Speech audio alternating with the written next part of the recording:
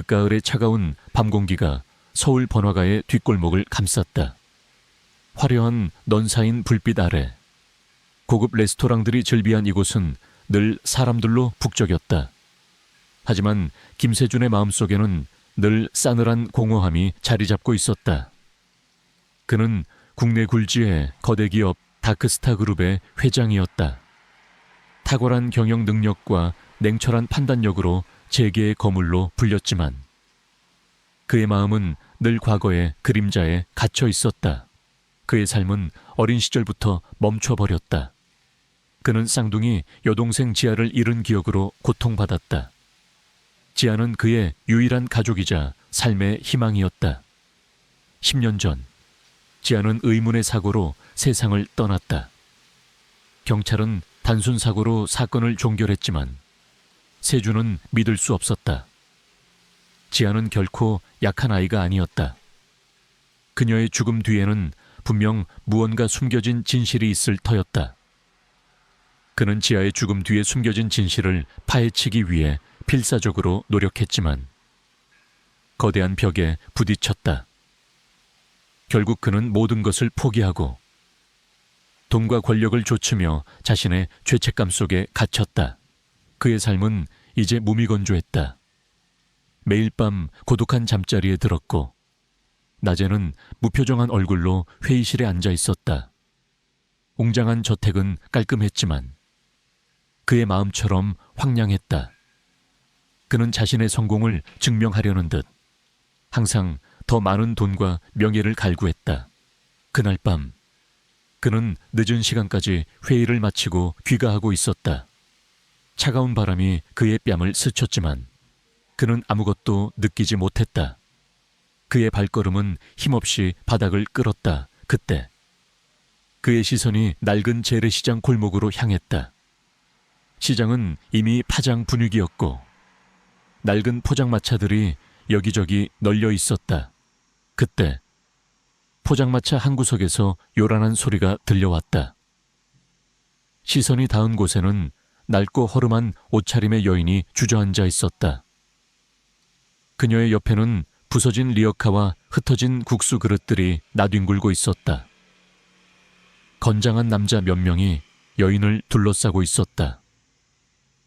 그들은 고급스러운 양복을 입고 있었지만 그들의 눈빛에는 오만함과 조롱이 가득했다. 그들 중 한 명은 레스토랑의 지배인으로 보이는 남자였다. 그는 낡은 시장의 이권을 장악하고 있는 지역 조폭들이었다. 이 거지 같은 년이 어딜 감히 우리가 누군 줄 알고 이딴 쓰레기를 여기다 뿌려놔. 상인회 간부로 보이는 남자가 소리쳤다. 그의 목소리에는 위협적인 기운이 감돌았다. 여인은 연신 고개를 숙이며 빌었다. 죄송합니다. 죄송합니다. 제가 실수했습니다. 상인회 간부는 여인의 머리채를 잡아 올렸다. 이 미친년이 아직 정신을 못 차렸군. 오늘 여기서 내 놈이 가진 거 다 내놔야 정신 차릴 거야. 여인의 얼굴은 공포에 질려 창백해졌다. 그녀의 눈에서는 뜨거운 눈물이 흘러내렸다. 그녀의 품에는 어린 딸이 웅크리고 있었다. 딸의 얼굴도 공포에 질려 창백했다. 주변 상인들은 모두 숨죽이며 이 상황을 지켜보고 있었다. 누구도 감히 그들에게 맞설 수 없었다. 세준의 눈빛이 섬뜩하게 변했다. 불의를 보고도 외면할 수 없었다. 그의 마음속에는 어릴 적 자신이 느꼈던 무력감과 분노가 다시 솟아올랐다. 그는 망설임 없이 여인에게 다가갔다. 이봐요, 지금 뭐 하는 짓입니까? 세준이 소리쳤다. 그의 목소리는 차분했지만 그 속에는 단호함이 묻어 있었다. 상인회 간부는 세준의 등장에 당황한 듯했지만 이내 비웃었다. 어쭈 이 자식이 감히 내 일에 참견해. 내 놈이 누군데. 당신은 지금 약한 여인을 폭행하고 있습니다. 명백한 범죄입니다. 당장 멈추지 않으면 경찰에 신고하겠습니다. 세준이 단호하게 말했다. 상인회 간부는 코웃음을 쳤다. 웃기지도 않는 소리. 이거지 같은 년이 내 물건을 다 망쳐놨어. 내가 뭘 하든 상관없잖아. 그는 여인을 향해 발길질을 하려 했다. 세준은 망설임 없이 그의 앞을 막아섰다. 세준의 손에서 땀이 흘러내렸다. 상인회 간부는 세준의 힘에 당황한 듯 뒤로 물러섰다. 이 미친놈이 감히 나를 때려. 상인회 간부는 분노에 찬 목소리로 소리쳤. 그는 세준의 뺨을 향해 손을 뻗었다. 세준은 그의 손을 피하며 몸을 날렸다. 그리고 그의 얼굴을 향해 주먹을 날렸다. 상인회 간부는 세준의 예상치 못한 방역에 당황하며 뒤로 물러섰다. 그의 코에서는 피가 흘러내렸다. 아이 미친놈이 감히 나를 때려. 상인회 간부의 조직원들이 일제히 세준을 향해 달려들었다. 세준은 여인과 아이를 보호하려 했지만 그들의 수는 너무 많았다. 그는 고전했다. 그의 몸에는 상처가 늘어났지만 그는 포기하지 않았다. 그는 여인과 아이를 지켜야 했다. 그때 레스토랑 문이 열리고 웅장한 백마 한 마리가 달려나왔다. 말은 온몸이 흙투성이로 터른 물에 흠뻑 젖어 있었고 떨리는 몸에서는 미약한 열기가 느껴졌다. 녀석의 눈빛은 공포와 함께 알 수 없는 간절함을 담고 있었다. 녀석은 마치 세준에게 무언가를 말하려는 듯 고개를 흔들며 세준의 바짓가랑이를 물고 놓지 않았다. 세준은 그 말을 한눈에 알아봤다. 스피릿. 10년 전 지아가 죽던 그날 함께 사라졌던 그녀의 애마였다. 스피릿이 살아있었다니 그의 심장이 미친 듯이 요동쳤다. 스피릿은 그의 유일한 가족이자 10년간 그를 짓눌렀던 절망 속에서 그를 끌어낼 유일한 존재였다. 스피릿은 상인회 간부를 향해 맹렬하게 울부짖기 시작했다. 녀석의 눈빛은 증오와 분노로 이글거렸다. 스피릿은 상인회 간부를 향해 달려들었다. 상인회 간부는 스피릿의 예상치 못한 반응에 당황하며 뒤로 물러섰다. 그의 얼굴에는 공포가 서려 있었다.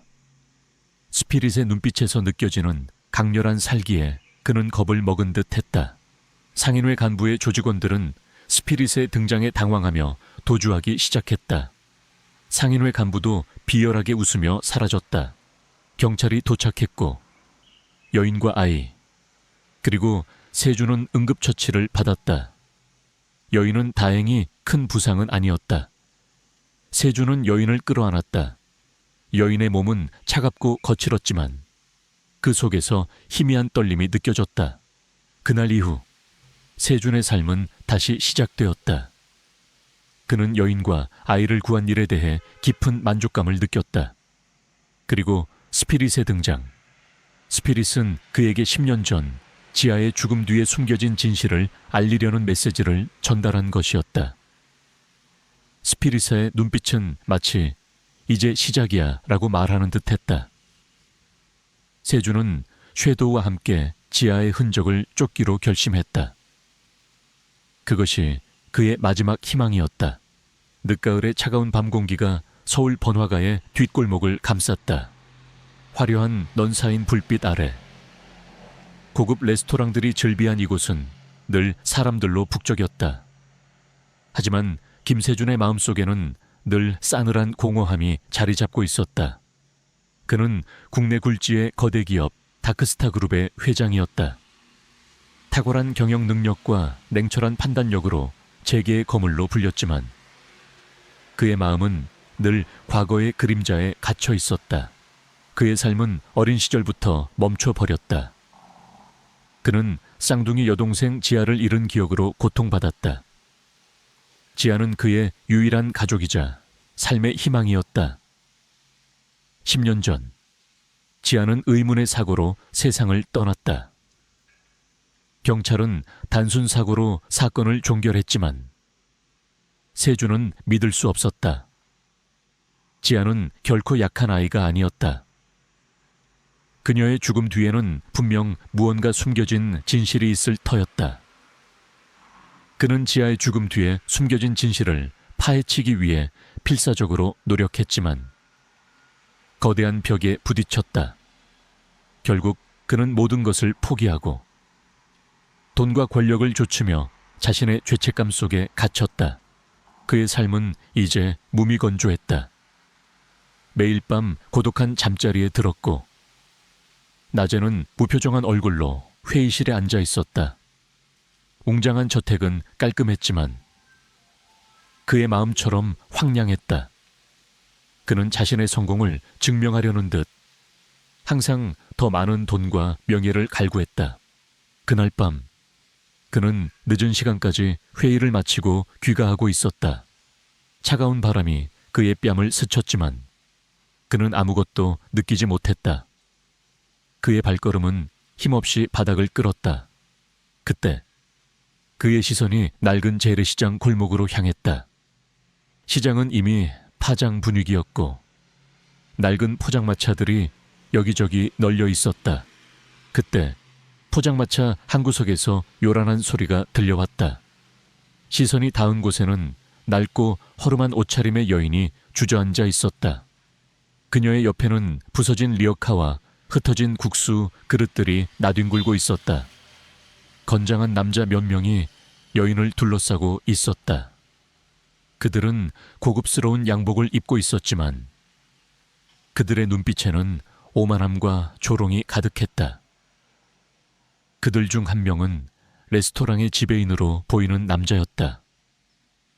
그는 낡은 시장의 이권을 장악하고 있는 지역 조폭들이었다. 이 거지 같은 년이 어딜 감히 우리가 누군 줄 알고 이딴 쓰레기를 여기다 뿌려놔. 상인회 간부로 보이는 남자가 소리쳤다. 그의 목소리에는 위협적인 기운이 감돌았다. 여인은 연신 고개를 숙이며 빌었다. 죄송합니다. 죄송합니다. 제가 실수했습니다. 상인회 간부는 여인의 머리채를 잡아 올렸다. 이 미친년이 아직 정신을 못 차렸군. 오늘 여기서 내 놈이 가진 거 다 내놔야 정신 차릴 거야. 여인의 얼굴은 공포에 질려 창백해졌다. 그녀의 눈에서는 뜨거운 눈물이 흘러내렸다. 그녀의 품에는 어린 딸이 웅크리고 있었다. 딸의 얼굴도 공포에 질려 창백했다. 주변 상인들은 모두 숨죽이며 이 상황을 지켜보고 있었다. 누구도 감히 그들에게 맞설 수 없었다. 세준의 눈빛이 섬뜩하게 변했다. 불의를 보고도 외면할 수 없었다.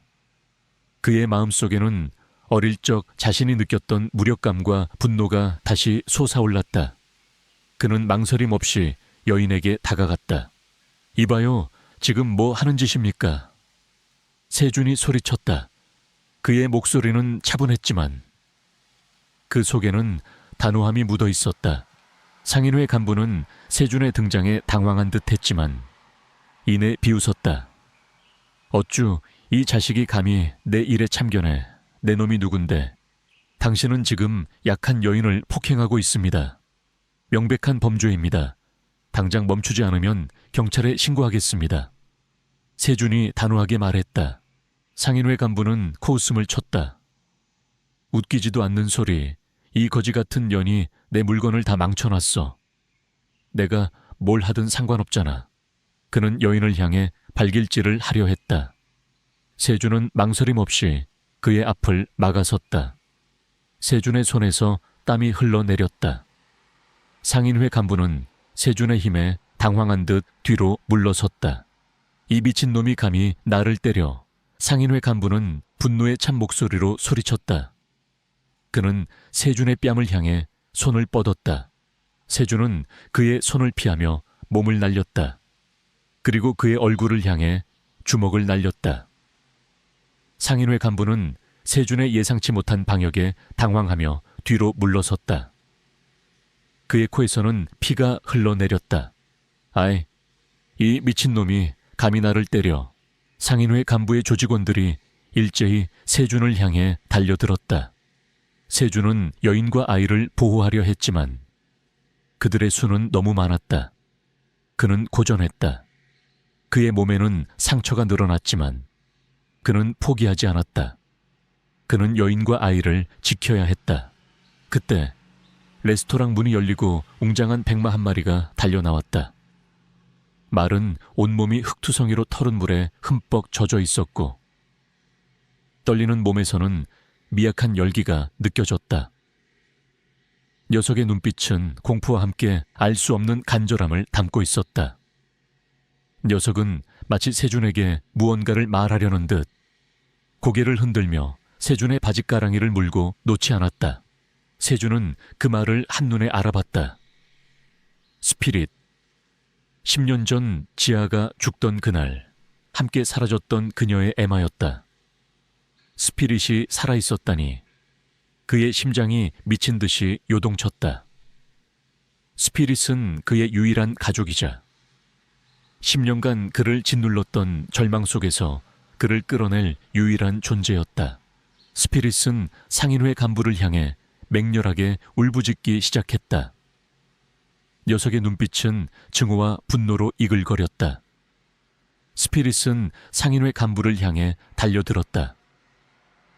상인회 간부는 스피릿의 예상치 못한 반응에 당황하며 뒤로 물러섰다. 그의 얼굴에는 공포가 서려 있었다. 스피릿의 눈빛에서 느껴지는 강렬한 살기에 그는 겁을 먹은 듯했다. 상인회 간부의 조직원들은 스피릿의 등장에 당황하며 도주하기 시작했다. 상인회 간부도 비열하게 웃으며 사라졌다. 경찰이 도착했고 여인과 아이 그리고 세준은 응급처치를 받았다. 여인은 다행히 큰 부상은 아니었다. 세준은 여인을 끌어안았다. 여인의 몸은 차갑고 거칠었지만 그 속에서 희미한 떨림이 느껴졌다. 그날 이후 세준의 삶은 다시 시작되었다. 그는 여인과 아이를 구한 일에 대해 깊은 만족감을 느꼈다. 그리고 스피릿의 등장.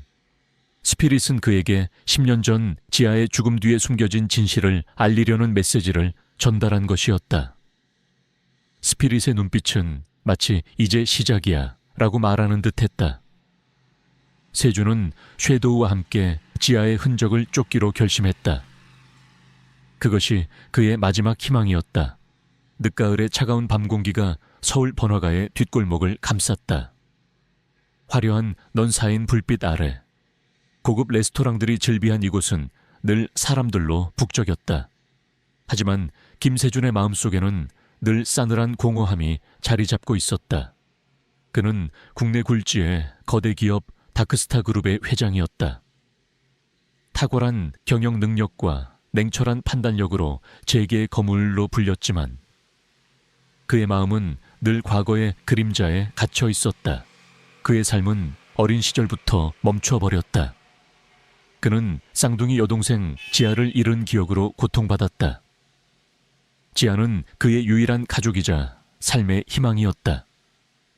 10년 전 지아는 의문의 사고로 세상을 떠났다. 경찰은 단순 사고로 사건을 종결했지만 세준은 믿을 수 없었다. 지아는 결코 약한 아이가 아니었다. 그녀의 죽음 뒤에는 분명 무언가 숨겨진 진실이 있을 터였다. 그는 지아의 죽음 뒤에 숨겨진 진실을 파헤치기 위해 필사적으로 노력했지만 거대한 벽에 부딪혔다. 결국 그는 모든 것을 포기하고 돈과 권력을 좇으며 자신의 죄책감 속에 갇혔다. 그의 삶은 이제 무미건조했다. 매일 밤 고독한 잠자리에 들었고 낮에는 무표정한 얼굴로 회의실에 앉아 있었다. 웅장한 저택은 깔끔했지만 그의 마음처럼 황량했다. 그는 자신의 성공을 증명하려는 듯 항상 더 많은 돈과 명예를 갈구했다. 그날 밤 그는 늦은 시간까지 회의를 마치고 귀가하고 있었다. 차가운 바람이 그의 뺨을 스쳤지만 그는 아무것도 느끼지 못했다. 그의 발걸음은 힘없이 바닥을 끌었다. 그때 그의 시선이 낡은 재래시장 골목으로 향했다. 시장은 이미 파장 분위기였고 낡은 포장마차들이 여기저기 널려 있었다. 그때 포장마차 한 구석에서 요란한 소리가 들려왔다. 시선이 닿은 곳에는 낡고 허름한 옷차림의 여인이 주저앉아 있었다. 그녀의 옆에는 부서진 리어카와 흩어진 국수 그릇들이 나뒹굴고 있었다. 건장한 남자 몇 명이 여인을 둘러싸고 있었다. 그들은 고급스러운 양복을 입고 있었지만 그들의 눈빛에는 오만함과 조롱이 가득했다. 그들 중 한 명은 레스토랑의 지배인으로 보이는 남자였다. 그는 낡은 시장의 이권을 장악하고 있는 지역 조폭들이었다. 이 거지 같은 년이 어딜 감히 우리가 누군 줄 알고 이딴 쓰레기를 여기다 뿌려놔. 상인회 간부로 보이는 남자가 소리쳤다. 그의 목소리에는 위협적인 기운이 감돌았다. 여인은 연신 고개를 숙이며 빌었다. 죄송합니다. 죄송합니다. 제가 실수했습니다. 상인회 간부는 여인의 머리채를 잡아 올렸다. 이 미친년이 아직 정신을 못 차렸군. 오늘 여기서 내 놈이 가진 거 다 내놔야 정신 차릴 거야. 여인의 얼굴은 공포에 질려 창백해졌다. 그녀의 눈에서는 뜨거운 눈물이 흘러내렸다. 그녀의 품에는 어린 딸이 웅크리고 있었다. 딸의 얼굴도 공포에 질려 창백했다. 주변 상인들은 모두 숨죽이며 이 상황을 지켜보고 있었다. 누구도 감히 그들에게 맞설 수 없었다. 세준의 눈빛이 섬뜩하게 변했다. 불의를 보고도 외면할 수 없었다. 그의 마음속에는 어릴 적 자신이 느꼈던 무력감과 분노가 다시 솟아올랐다. 그는 망설임 없이 여인에게 다가갔다. 이봐요, 지금 뭐 하는 짓입니까? 세준이 소리쳤다. 그의 목소리는 차분했지만 그 속에는 단호함이 묻어 있었다. 상인회 간부는 세준의 등장에 당황한 듯 했지만 이내 비웃었다. 어쭈 이 자식이 감히 내 일에 참견해. 내 놈이 누군데. 당신은 지금 약한 여인을 폭행하고 있습니다. 명백한 범죄입니다. 당장 멈추지 않으면 경찰에 신고하겠습니다. 세준이 단호하게 말했다. 상인회 간부는 코웃음을 쳤다. 웃기지도 않는 소리. 이거지 같은 년이 내 물건을 다 망쳐놨어. 내가 뭘 하든 상관없잖아. 그는 여인을 향해 발길질을 하려 했다. 세준은 망설임 없이 그의 앞을 막아섰다. 세준의 손에서 땀이 흘러내렸다. 상인회 간부는 세준의 힘에 당황한 듯 뒤로 물러섰다. 이 미친놈이 감히 나를 때려. 상인회 간부는 분노에 찬 목소리로 소리쳤다. 그는 세준의 뺨을 향해 손을 뻗었다. 세준은 그의 손을 피하며 몸을 날렸다. 그리고 그의 얼굴을 향해 주먹을 날렸다. 상인회 간부는 세준의 예상치 못한 방역에 당황하며 뒤로 물러섰다. 그의 코에서는 피가 흘러내렸다. 아이 미친놈이 감히 나를 때려. 상인회 간부의 조직원들이 일제히 세준을 향해 달려들었다. 세준은 여인과 아이를 보호하려 했지만 그들의 수는 너무 많았다. 그는 고전했다. 그의 몸에는 상처가 늘어났지만 그는 포기하지 않았다. 그는 여인과 아이를 지켜야 했다. 그때 레스토랑 문이 열리고 웅장한 백마 한 마리가 달려나왔다. 말은 온몸이 흙투성이로 털은 물에 흠뻑 젖어 있었고 떨리는 몸에서는 미약한 열기가 느껴졌다. 녀석의 눈빛은 공포와 함께 알 수 없는 간절함을 담고 있었다. 녀석은 마치 세준에게 무언가를 말하려는 듯 고개를 흔들며 세준의 바짓가랑이를 물고 놓지 않았다. 세준은 그 말을 한눈에 알아봤다. 스피릿.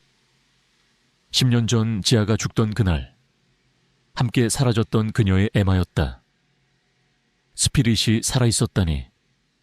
그의 심장이 미친 듯이 요동쳤다.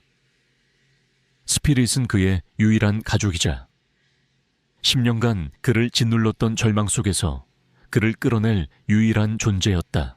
스피릿은 상인회 간부를 향해 맹렬하게 울부짖기 시작했다. 녀석의 눈빛은 증오와 분노로 이글거렸다. 스피릿은 상인회 간부를 향해 달려들었다. 상인회 간부는 스피릿의 예상치 못한 반응에 당황하며 뒤로 물러섰다. 그의 얼굴에는 공포가 서려 있었다. 스피릿의 눈빛에서 느껴지는 강렬한 살기에 그는 겁을 먹은 듯했다. 상인회 간부의 조직원들은 스피릿의 등장에 당황하며 도주하기 시작했다. 상인회 간부도 비열하게 웃으며 사라졌다. 경찰이 도착했고 여인과 아이, 그리고 세주는 응급처치를 받았다. 여인은 다행히 큰 부상은 아니었다. 세주는 여인을 끌어안았다. 여인의 몸은 차갑고 거칠었지만 그 속에서 희미한 떨림이 느껴졌다. 그날 이후 세준의 삶은 다시 시작되었다. 그는 여인과 아이를 구한 일에 대해 깊은 만족감을 느꼈다. 그리고 스피릿의 등장. 스피릿은 그에게 10년 전 지아의 죽음 뒤에 숨겨진 진실을 알리려는 메시지를 전달한 것이었다. 스피릿의 눈빛은 마치 이제 시작이야 라고 말하는 듯했다. 세주는 섀도우와 함께 지아의 흔적을 쫓기로 결심했다. 그것이 그의 마지막 희망이었다. 지하 실험실은 팽팽한 긴장감으로 가득 찼다. 박상철의 비열한 웃음과 무장한 조직원들의 위협적인 시선이 세준을 짓눌렀다. 하지만 세준의 눈빛은 흔들림 없었다. 지아의 죽음, 스피릿의 고통, 그리고 은지의 창백한 얼굴. 이 모든 것을 끝내야 한다는 결의가 그의 심장을 뜨겁게 달구었다. 스피릿은 세준의 곁을 지키며 낮은 으르렁거림으로 박상철을 향해 경고를 보냈다. 녀석의 목덜미에 있는 뱀 문신이 섬뜩하게 번뜩였다. 감히 나의 위대한 걸작을 방해하려 해. 어리석은 것들, 이 아이는 세이렌 프로젝트의 최종 완성본이다. 이 아이를 깨우면 모든 것이 파괴될 거야. 박상철의 목소리는 광기로 가득했다. 그의 손에는 주사기가 들려 있었고 은지가 쓰러져 있는 유리관을 향해 다가갔다. 세주는 충격에 빠졌다. 은지가 살아있었다니. 그리고 박상철은 은지를 이용해 세이렌 프로젝트의 최종 목표를 완성하려 했던 것이다. 스피릿은 은지를 보자마자 격렬하게 낑낑거렸다. 녀석의 눈빛은 슬픔과 함께 간절함을 담고 있었다. 박상철은 주사기를 들어 은지에게 약물을 주입하려 했다. 세주는 본능적으로 몸을 던졌다. 그는 박상철을 향해 달려들었고 그와 몸싸움을 벌였다. 박상철의 힘은 예상외로 강했다. 광기에 휩싸인 그의 눈은 더욱 붉게 빛났다. 그의 팔에는 뱀 문신이 선명하게 새겨져 있었다. 세준의 악몽 속에 등장했던 바로 그 그림자 같은 남자였다. 감히 나의 실험을 방해하려 해. 이 미물 따위가. 박상철이 소리쳤다. 박상철은 세준의 목을 움켜쥐었다. 세준은 숨이 막혔다. 그의 머릿속에는 지아와 스피릿, 그리고 은지의 모습이 교차했다. 그는 이대로 포기할 수 없었다. 그는 스피릿의 펜던트를 꽉 움켜쥐었다. 펜던트에서 뿜어져 나오는 빛은 이제 그의 눈을 붉게 물들였다. 그의 눈빛은 분노와 복수심으로 이글거렸다. 그는 이 모든 것을 끝내야 했다. 그때 스피릿이 박상철을 향해 맹렬하게 달려들었다. 녀석은 박상철의 팔에 새겨진 뱀 문신을 향해 이빨을 드러냈다. 뱀 문신은 검은 피를 흘리며 일그러졌다. 박상철은 고통에 절규하며 뒤로 물러섰다. 그의 힘은 약해지는 듯했다. 스피릿은 은지가 갇힌 유리관을 향해 맹렬하게 달려들었다. 녀석은 유리관을 향해 몸을 비비며 낑낑거렸다. 스피릿의 펜던트에서 뿜어져 나오는 빛이 유리관에 닿자마자 유리관의 금이 가기 시작했다. 스피릿은 마지막 힘을 짜내듯 유리관을 물어뜯었다. 크앙! 귀를 찢는 듯한 소리와 함께 유리관이 산산조각 났다. 투명한 액체가 쏟아져 내렸고 은지의 몸이 바닥으로 쓰러졌다. 은지의 붉게 빛나던 눈은 이제 희미해져 있었다. 스피릿은 은지의 곁에 앉아 그녀의 얼굴을 핥았다. 녀석의 눈빛은 은지를 향한 사랑과 안도감으로 가득했다. 박상철은 자신이 만든 걸작이 파괴되는 것을 보고 절규했다. 아니야, 나의 세일엔 나의 꿈이.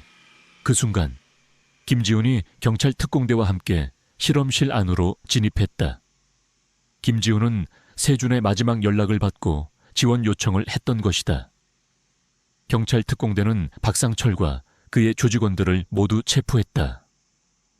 박상철은 자신이 아난타 조직의 핵심 인물임을 자백했고 세이렌 프로젝트를 통해 새로운 초인들을 만들어 아난타의 부활을 꿈꿨다고 실토했다. 그는 은지를 납치하여 그녀의 특별한 유전자를 이용해 실험을 진행했으며 스피릿을 이용하여 그들의 비밀을 지키려 했음을 털어놓았다. 아난타 조직은 마침내 완전히 뿌리 뽑혔다. 그들의 모든 비밀과 잔혹한 범죄들이 세상에 드러났고 그들은 법의 심판을 받게 되었다. 세준은 은지를 끌어안았다. 은지는 약물 부작용으로 인해 쇠약했지만 세준의 따뜻한 온기에 안정을 찾는 듯했다. 은지는 병원으로 이송되었고 뱀의 눈물을 이용한 치료를 통해 건강을 되찾았다. 은지의 부모는 세준에게 감사 인사를 전하며 눈물을 흘렸다. 세준은 이제 더 이상 과거의 그림자에 갇혀 있지 않았다. 그는 스피릿의 희생과 지아의 헌신을 기억하며 새로운 삶을 살아가기로 결심했다. 그의 곁에는 스피릿과 구출된 아이들, 그리고 그의 심장 속에는 지아의 영혼이 살아 숨쉬고 있었다. 그는 이제 단순한 청년이 아니었다. 스피릿이 선택한 정의를 수호하는 이 세상의 진정한 영웅으로 그의 새로운 삶은 이제 막 시작되었다. 그는 어둠을 밝히는 한 줄기 빛이 되어 스피릿의 희생이 결코 헛되지 않았음을 증명할 것이었다. 연구소 지하 실험실은 팽팽한 긴장감으로 가득 찼다. 박상철의 비열한 웃음과 무장한 조직원들의 위협적인 시선이 세준을 짓눌렀다. 하지만 세준의 눈빛은 흔들림 없었다. 지아의 죽음, 스피릿의 고통, 그리고 은지의 창백한 얼굴, 이 모든 것을 끝내야 한다는 결의가 그의 심장을 뜨겁게 달구었다. 스피릿은 세준의 곁을 지키며 낮은 으르렁거림으로 박상철을 향해 경고를 보냈다. 녀석의 목덜미에 있는 뱀 문신이 섬뜩하게 번뜩였다. 내 놈의 추악한 야망은 여기서 끝이다. 세준은 스피릿의 펜던트를 꽉 움켜쥐고 박상철을 향해 달려들었다. 펜던트에서 뿜어져 나오는 빛은 이제 그의 눈을 붉게 물들였다. 박상철은 세준의 예상치 못한 공격에 당황하며 총을 빼들어 겨눴다.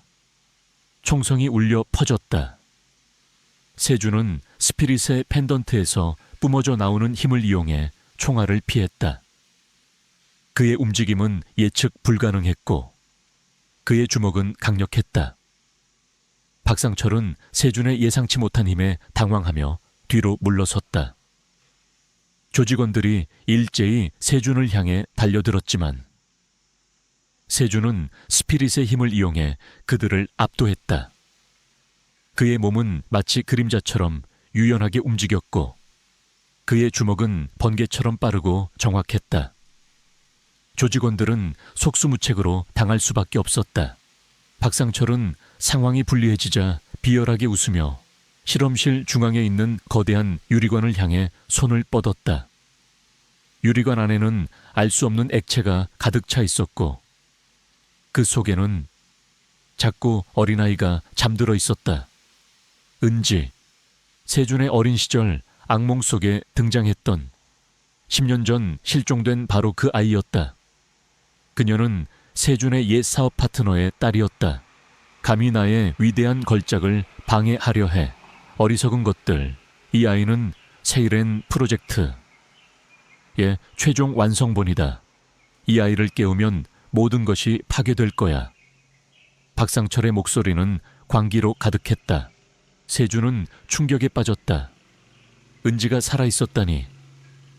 그리고 박상철은 은지를 이용해 세이렌 프로젝트의 최종 목표를 완성하려 했던 것이다. 스피릿은 은지를 보자마자 격렬하게 낑낑거렸다. 녀석의 눈빛은 슬픔과 함께 간절함을 담고 있었다. 박상철은 유리관을 향해 알 수 없는 주문을 외우기 시작했다. 유리관 안의 액체가 격렬하게 흔들리더니 잠들어 있던 은지의 눈이 천천히 뜨였다. 은지의 눈동자는 붉게 빛나고 있었다. 안 돼, 저 아이를 깨우면 안 됩니다. 세준이 절규했다. 저 아이는 아직 통제 불능 상태입니다. 깨어나면 모든 것을 파괴할 겁니다. 세준은 박상철을 향해 달려들었다. 하지만 박상철의 손에서 뿜어져 나오는 어둠의 에너지가 세준을 덮쳤다. 세준은 쓰러졌다. 그의 몸은 움직일 수 없었다. 박상철은 세준을 내려다보며 비열하게 웃었다. 이제 모든 것이 끝났다. 내 놈의 지하처럼 여기서 죽어라. 박상철은 세준의 목을 움켜쥐었다. 세준은 숨이 막혔다. 그의 머릿속에는 지하와 스피릿, 그리고 은지의 모습이 교차했다. 그는 이대로 포기할 수 없었다. 그는 스피릿의 펜던트를 꽉 움켜쥐었다.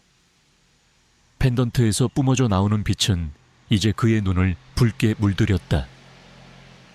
그의 눈빛은 분노와 복수심으로 이글거렸다. 그는 이 모든 것을 끝내야 했다. 그때 스피릿이 박상철을 향해 맹렬하게 달려들었다. 녀석은 박상철의 팔에 새겨진 뱀 문신을 향해 이빨을 드러냈다. 뱀 문신은 검은 피를 흘리며 일그러졌다. 박상철은 고통에 절규하며 뒤로 물러섰다. 그의 힘은 약해지는 듯했다. 스피릿은 은지가 갇힌 유리관을 향해 맹렬하게 달려들었다. 녀석은 유리관을 향해 몸을 비비며 낑낑거렸다. 스피릿의 펜던트에서 뿜어져 나오는 빛이 유리관에 닿자마자 유리관에 금이 가기 시작했다. 스피릿은 마지막 힘을 짜내듯 유리관을 물어뜯었다. 구앙! 귀를 찢는 듯한 소리와 함께 유리관이 산산조각났다. 투명한 액체가 쏟아져 내렸고 은지의 몸이 바닥으로 쓰러졌다. 은지의 붉게 빛나던 눈은 이제 희미해져 있었다. 스피릿은 은지의 곁에 앉아 그녀의 얼굴을 핥았다. 녀석의 눈빛은 은지를 향한 사랑과 안도감으로 가득했다. 박상철은 자신이 만든 걸작이 파괴되는 것을 보고 절규했다. 아니야, 나의 세일엔 나의 꿈이. 그 순간 김지훈이 경찰 특공대와 함께 실험실 안으로 진입했다. 김지훈은 세준의 마지막 연락을 받고 지원 요청을 했던 것이다. 경찰 특공대는 박상철과 그의 조직원들을 모두 체포했다. 박상철은 자신이 아난타 조직의 핵심 인물임을 자백했고 세이렌 프로젝트를 통해 새로운 초인들을 만들어 아난타의 부활을 꿈꿨다고 실토했다. 그는 은지를 납치하여 그녀의 특별한 유전자를 이용해 실험을 진행했으며 스피릿을 이용하여 그들의 비밀을 지키려 했음을 털어놓았다. 아난타 조직은 마침내 완전히 뿌리 뽑혔다. 그들의 모든 비밀과 잔혹한 범죄들이 세상에 드러났고 그들은 법의 심판을 받게 되었다. 세주는 은지를 끌어안았다. 은지는 약물 부작용으로 인해 쇠약했지만 세준의 따뜻한 온기에 안정을 찾는 듯했다. 은지는 병원으로 이송되었고 뱀의 눈물을 이용한 치료를 통해 건강을 되찾았다. 은지의 부모는 세준에게 감사 인사를 전하며 눈물을 흘렸다. 세준은 이제 더 이상 과거의 그림자에 갇혀 있지 않았다. 그는 스피릿의 희생과 지하의 헌신을 기억하며 새로운 삶을 살아가기로 결심했다. 그의 곁에는 스피릿과 구출된 아이들, 그리고 그의 심장 속에는 지하의 영혼이 살아 숨 쉬고 있었다. 그는 이제 단순한 청년이 아니었다. 스피릿이 선택한 정의를 수호하는 이 세상의 진정한 영웅으로 그의 새로운 삶은 이제 막 시작되었다. 그는 어둠을 밝히는 한 줄기 빛이 되어 스피릿의 희생이 결코 헛되지 않았음을 증명할 것이었다. 지하 실험실에서의 치열한 전투 끝에 박상철과 그의 조직원들은 모두 체포되었고 은지를 비롯한 아이들은 무사히 구출되었다. 아난타 조직의 세이렌 프로젝트라는 잔혹한 실체가 만천에 드러났고 세상은 그들의 악행에 경악했다. 김세준은 지하의 억울함을 풀고 스피릿의 희생을 헛되이 하지 않기 위해 모든 것을 바쳤다. 그는 이제 더 이상 과거의 그림자에 갇혀 있지 않았다. 그러나 그의 마음속에는 여전히 묵직한 책임감이 자리 잡고 있었다. 아난타 조직의 뿌리가 완전히 뽑혔을까? 언론은 연일 세준의 용감한 활약과 스피릿의 헌신적인 희생을 보도했다. 세준은 정의의 수호자로, 스피릿은 영웅마로 불리며 국민적 영웅이 되었다. 구출된 아이들은 뱀의 눈물을 이용한 치료 덕분에 건강을 되찾았고 가족들의 품으로 돌아갔다. 세준은 그들의 해맑은 웃음을 보며 깊은 안도감을 느꼈다. 하지만 세준은 알고 있었다. 박상철이 체포되었지만 그가 아난타 조직의 최고 수뇌부는 아니라는 것을, 그의 배후에는 더욱 거대한 그림자가 숨어 있을 터였다. 스피릿이 마지막으로 물어뜯었던 박상철의 팔에 새겨진 뱀 문신. 그것은 아난타 조직의 표식이었지만 그 문양은 마치 계급을 나타내는 듯 미묘하게 달랐다. 세준은 아난타의 진짜 두목을 찾아내고 그들의 모든 악행을 끝내야 한다고 생각했다. 김지훈은 세준의 든든한 조력자가 되어주었다. 그는 박상철의 자백과 압수된 증거들을 분석하며 아난타 조직의 실체를 파헤쳤다. 그들은 아난타가 전 세계적으로 활동하는 거대한 범죄 조직이며 각국의 고위층 인사들과 연결되어 있음을 알아냈다. 그들은 막강한 자금력과 함께 비밀스러운 연구시설과 무장 세력을 보유하고 있었다. 수사 과정은 험난했다. 아난타 조직의 잔당들은 교활했고 그들의 흔적은 철저히 은폐되어 있었다. 그들은 김지훈과 세준의 목숨까지 위협하며 수사를 방해했다. 세준은 스피릿의 펜던트가 떨리는 것을 느꼈다. 펜던트는 위험이 다가올 때마다 경고를 보냈고 그들을 안전하게 이끌었다. 지하의 영혼이 그의 곁에서 그를 지키는 듯했다. 며칠 밤낮 없이 조사한 끝에 그들은 아난타 조직의 진짜 두목이 그림자 회장이라는 인물이라는 사실을 알아냈다. 그림자 회장은 겉으로는 자선사업가이자 거대 기업의 총수로 알려져 있었지만 실상은 아난타 조직의 창시자이자 모든 음모의 배후였다. 그는 뱀의 눈물을 이용해 영생을 얻고 세상을 지배하려 했다. 그의 팔에는 가장 크고 화려한 뱀 문신이 선명하게 새겨져 있었다. 세준은 그림자 회장의 존재를 알게 되자마자 분노에 휩싸였다. 지하의 죽음, 스피릿의 희생, 은지의 고통, 그리고 수많은 아이들의 희생, 이 모든 비극의 근원이 바로 그림자 회장이었다. 그는 그를 잡고 아난타 조직의 모든 악행을 끝내야 한다고 생각했다. 김지훈은 그림자 회장의 체포를 위해 경찰 특공대와 함께 작전을 계획했다. 그림자 회장은 서울 도심에 위치한 자신의 초고층 빌딩 최상층에 비밀 거점을 두고 있었다. 빌딩은 삼엄한 경비 시스템과 첨단 방어 시설로 보호되고 있었고 침입은 불가능에 가까웠다. 그날 밤 세준과 김지훈 그리고 경찰 특공대는 그림자 회장의 비밀 거점으로 향했다. 어둠 속에서 빌딩은 거대한 그림자를 들이우고 있었다. 세주는 스피릿의 펜던트가 떨리는 것을 느꼈다. 펜던트에서 뿜어져 나오는 빛은 이제 그의 눈을 붉게 물들였다. 지하의 영혼이 그의 곁에서 함께 싸우는 듯했다. 경찰 특공대가 빌딩 안으로 진입했다. 하지만 그림자 회장은 이미 그들의 침입을 감지하고 있었다. 빌딩 내부는 순식간에 아수라장이 되었다. 무장한 경호원들이 사방에서 나타나 그들을 공격했다. 세주는 스피릿의 힘을 이용해 그들을 압도했다.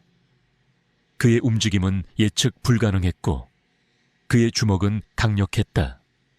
그는 경호원들을 제압하며 그림자 회장의 거점으로 향했다. 그들이 도착한 곳은 빌딩 최상층에 위치한 그림자 회장의 개인 집무실이었다. 집무실은 화려하고 웅장했지만 그 안에서 느껴지는 음산한 기운은 세준의 온몸에 소름을 돋게 했다. 집무실 중앙에는 거대한 책상이 놓여 있었고 그 뒤에 그림자 회장이 앉아 있었다. 그의 팔에는 가장 크고 화려한 뱀 문신이 선명하게 새겨져 있었다. 그의 눈빛은 냉혹하고 잔혹했다. 결국 여기까지 왔군. 백구의 힘을 가진 자여. 하지만 내 놈이 감히 나를 막을 수 있을 것 같으냐. 그림자 회장이 비열하게 웃었다. 그의 목소리는 낮게 깔렸지만 그 속에는 세상을 지배하려는 광기가 담겨 있었다. 그는 세준을 향해 손을 뻗었다.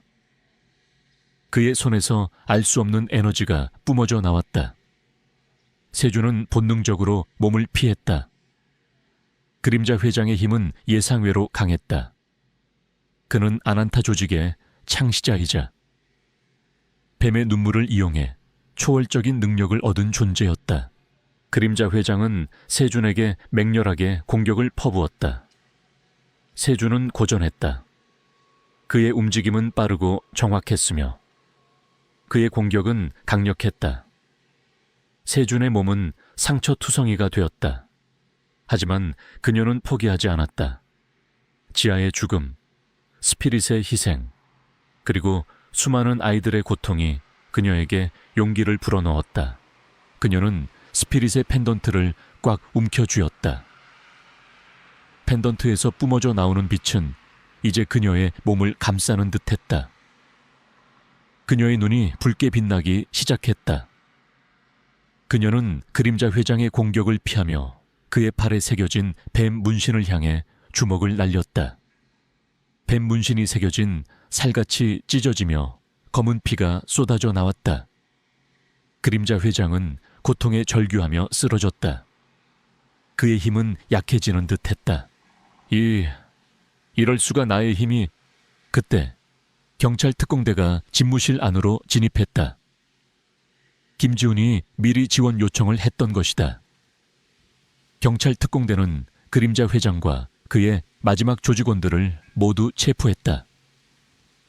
그림자 회장은 자신이 아난타 조직의 창시자임을 자백했고 뱀의 눈물을 이용해 세상을 지배하려 했던 모든 야욕을 실토했다. 아난타 조직은 마침내 완전히 뿌리 뽑혔다. 그들의 모든 비밀과 잔혹한 범죄들이 세상에 드러났고 그들은 법의 심판을 받게 되었다. 세주는 구출된 아이들을 끌어안았다. 아이들은 공포에 질려 떨고 있었지만 세준의 따뜻한 온기에 안정을 찾는 듯했다.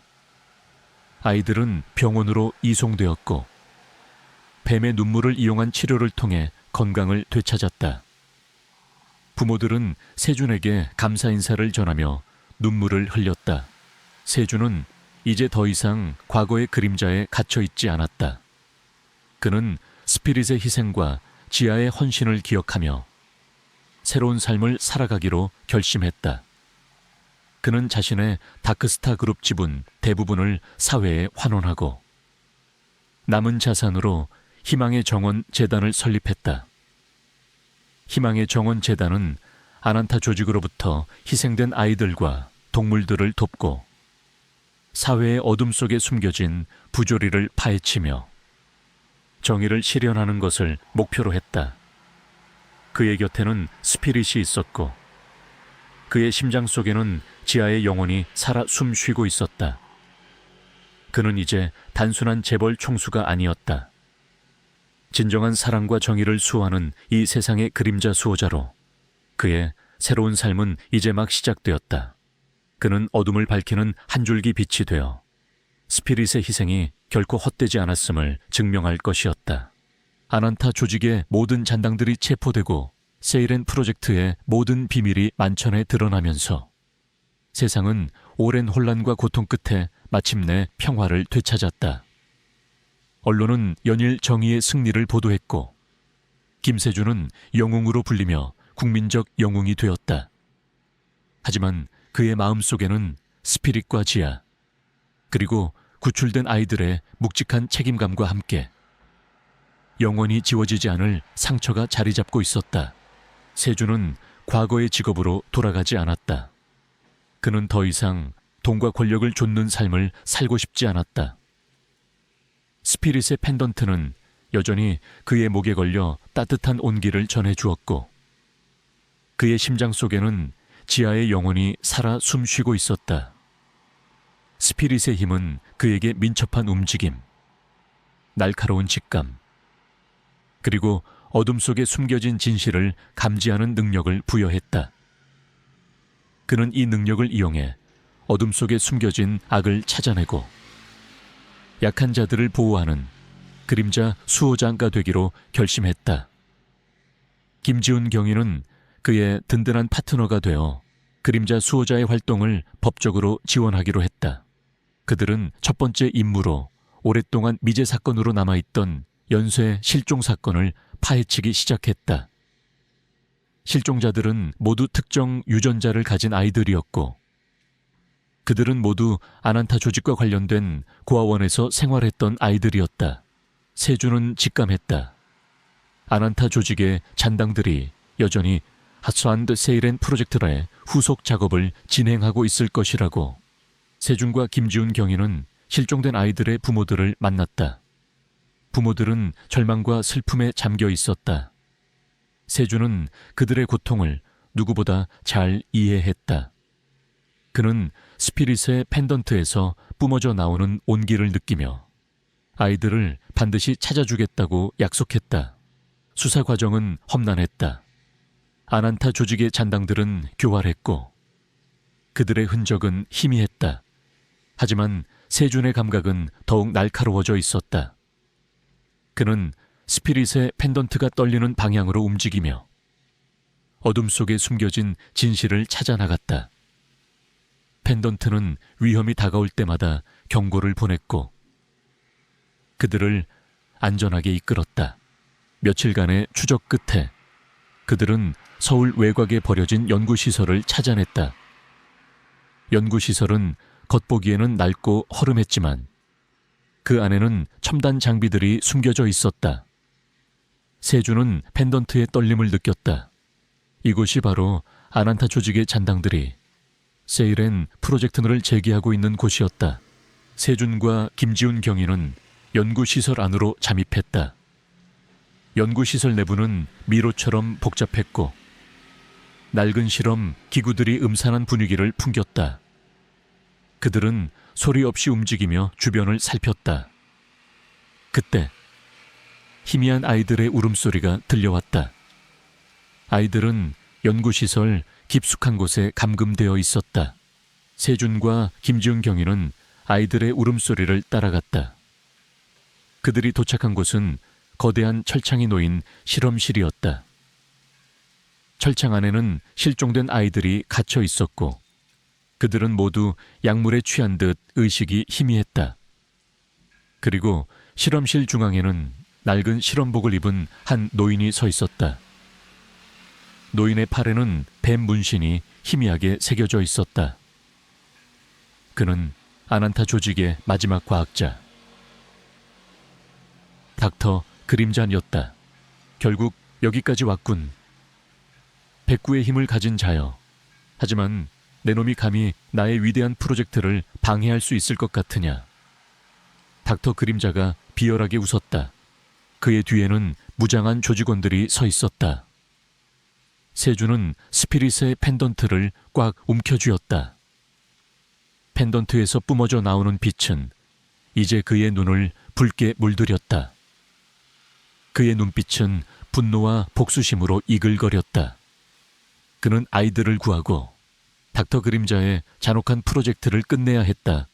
내 놈의 추악한 야망은 여기서 끝이다. 세주는 닥터 그림자를 향해 달려들었다. 닥터 그림사는 총을 빼들어 세준을 향해 겨눴다. 총성이 울려 퍼졌다.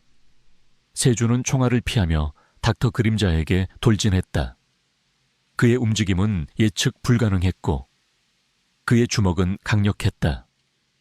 닥터 그림사는 민서의 예상치 못한 힘에 당황하며 뒤로 물러섰다. 조직원들은 민서에게 달려들었지만 민서는 가디언의 힘을 이용해 그들을 압도했다. 소연은 아이들을 구하기 위해 철창문을 열려 했다. 하지만 철창문은 굳게 잠겨 있었다. 소연은 펜던트를 향해 손을 뻗었다. 펜던트에서 뿜어져 나오는 빛이 철창문에 닿자마자 철창문이 굉음을 내며 열리기 시작했다. 스피릿의 힘이 그들에게 또 다른 기적을 선사한 것이다. 아이들이 철창 밖으로 뛰쳐나왔다. 소연은 아이들을 보호하며 실험실 밖으로 대피시켰다. 닥터 그림자는 아이들이 도망치는 것을 보고 분노에 휩싸였다. 젠장 내 위대한 걸작들이. 그는 민서를 향해 달려들었다. 그의 팔에 새겨진 뱀 문신이 붉게 빛났다. 그의 손에서 알 수 없는 에너지가 뿜어져 나왔다. 민서는 닥터 그림자의 공격을 피하며 그의 팔에 새겨진 뱀 문신을 향해 주먹을 날렸다. 뱀 문신이 새겨진 살같이 찢어지며 검은 피가 쏟아져 나왔다. 닥터 그림사는 고통에 절규하며 쓰러졌다. 그의 힘은 약해지는 듯했다. 그때 경찰 특공대가 연구시설 안으로 진입했다. 김지훈 경위가 지원 요청을 했던 것이다. 경찰 특공대는 닥터 그림자와 그의 조직원들을 모두 체포했다. 닥터 그림사는 자신이 아난타 조직의 마지막 잔당임을 자백했고 세이렌 프로젝트를 통해 새로운 초인들을 만들어 아난타의 부활을 꿈꿨다고 실토했다. 아난타 조직은 마침내 완전히 뿌리 뽑혔다. 그들의 모든 비밀과 잔혹한 범죄들이 세상에 드러났고 그들은 법의 심판을 받게 되었다. 세주는 아이들을 끌어안았다. 아이들은 공포에 질려 떨고 있었지만 세준의 따뜻한 온기에 안정을 찾는 듯했다. 아이들은 병원으로 이송되었고 뱀의 눈물을 이용한 치료를 통해 건강을 되찾았다. 부모들은 세준에게 감사 인사를 전하며 눈물을 흘렸다. 세준은 이제 더 이상 과거의 그림자에 갇혀있지 않았다. 그는 스피릿의 희생과 지하의 헌신을 기억하며 새로운 삶을 살아가기로 결심했다. 그는 자신의 다크스타 그룹 지분 대부분을 사회에 환원하고 남은 자산으로 희망의 정원 재단을 설립했다. 희망의 정원 재단은 아난타 조직으로부터 희생된 아이들과 동물들을 돕고 사회의 어둠 속에 숨겨진 부조리를 파헤치며 정의를 실현하는 것을 목표로 했다. 그의 곁에는 스피릿이 있었고 그의 심장 속에는 지하의 영혼이 살아 숨 쉬고 있었다. 그는 이제 단순한 재벌 총수가 아니었다. 진정한 사랑과 정의를 수호하는 이 세상의 그림자 수호자로 그의 새로운 삶은 이제 막 시작되었다. 그는 어둠을 밝히는 한 줄기 빛이 되어 스피릿의 희생이 결코 헛되지 않았음을 증명할 것이었다.